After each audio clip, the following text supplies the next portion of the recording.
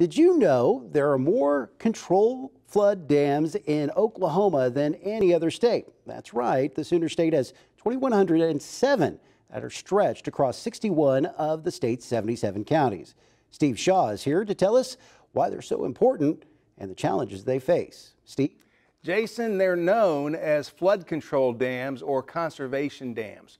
What they do is stave off disaster when heavy rains left unchecked would jeopardize lives and valuable lands. This picturesque lake and earthen dam at the Golf Club of Oklahoma in Broken Arrow is more than eye candy for those who live and play nearby. It's the largest of 5 upstream watershed dams built in Wagner County nearly 5 decades ago. It's made productive land out of wetland, is what it has done. And wetlands are good. I'm not saying they're not, but you can't make a living off of them very well trying to farm them. Wagner County Conservation Board member and landowner George Stunkard says these dams, built all those years ago, are why his family eats. It's been a godsend. We can get in the field now and work around when we're supposed to. This map shows just how delicate a balance flood control all across the Sooner State really is. More than 3/4 of these were built 50 to 70 years ago.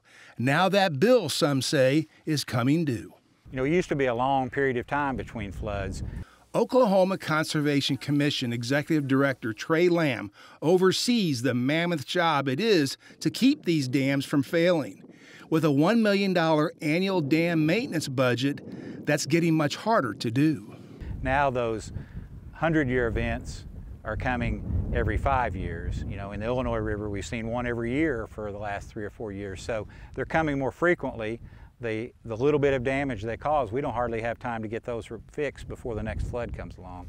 3 years ago, heavy rains inundated Wagner County. There's always something that's going to go on. You know, it's water, and you're dealing with erosion. Wagner and Muskogee County Conservation District Manager Rhonda Bowman says the reason area farmers and ranchers weren't decimated were these dams. If a crop is gone, you know, that's their whole year.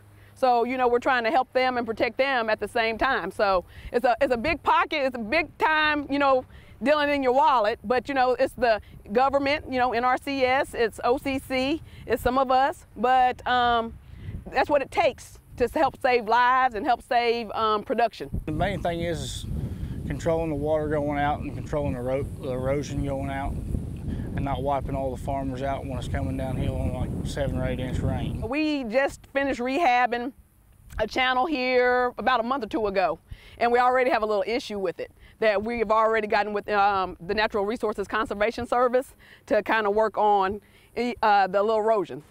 That's why maintaining all of it is tricky, because heavy rains can change things in an instant. When this dam was built here in Piedmont 60-something years ago, none of these homes was out here. Now, homes are everywhere.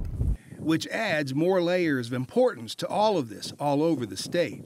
What's also very important, watershed agent Brad Martin says, is keeping up with private landowners, because many of these dams actually sit on private land.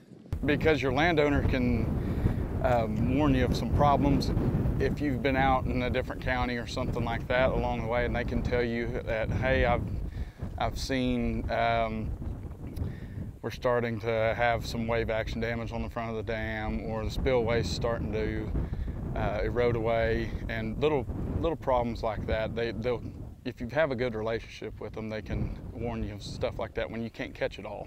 What's your biggest challenge right now? Money and people. Tammy Sawatzky directs conservation programs for the State Conservation Commission. She says besides the increased severity of floods, the fact most of these are now 50 to 70 years old has become a big issue. The older they get, the more likely that you're going to have components in that dam that will fail. We do have several dams across the state that, when they were built, they used a corrugated metal pipe as the outlet pipe, and the principal spillway pipe, and a lot of those they weren't originally that material wasn't meant to last 50 years. And so we're finding a lot of those are rusted and falling apart. Trey Lamb says the state recently received a $3 million federal boost to address that fast emerging corrugated metal pipe crisis. He says the first priority is always to save these dams, not to replace them. To rehabilitate one of these dams, used to cost in 2007 about $750,000. Now it can cost from $3 to $13 million. So that's how much the construction cost has escalated. John Pelley is the watershed technician responsible for all of the dams on I-35 from Texas to Kansas. He's been at it for 34 years, and remote learning is not part of the job. You know, there's a lot of physical labor to it. There's, some of it's easy, some of it's pretty hard, but you have to be on ground. You can't do all the repairs from the truck or from the office or anything like that. You have to be out here to actually do the work. They really work miracles to keep these things going. It's just an overwhelming thing all the time. George Moore oversees 1,100 dams across southeastern Oklahoma. He says that's increasingly hard to do. Money. We need money to help bring more equipment in and more hands. It takes a lot of money just to operate on a daily basis. We currently have a rehabilitation project above Elk City, and there are 4 dams that line the northern rim of Elk City and protect the town, all the residents, but also the interstate there. If we don't keep those dams up, they saw some street flooding in Elk City a couple of years ago, but they didn't lose homes, they didn't lose any lives. So that's what we really want to prevent, is those major catastrophes.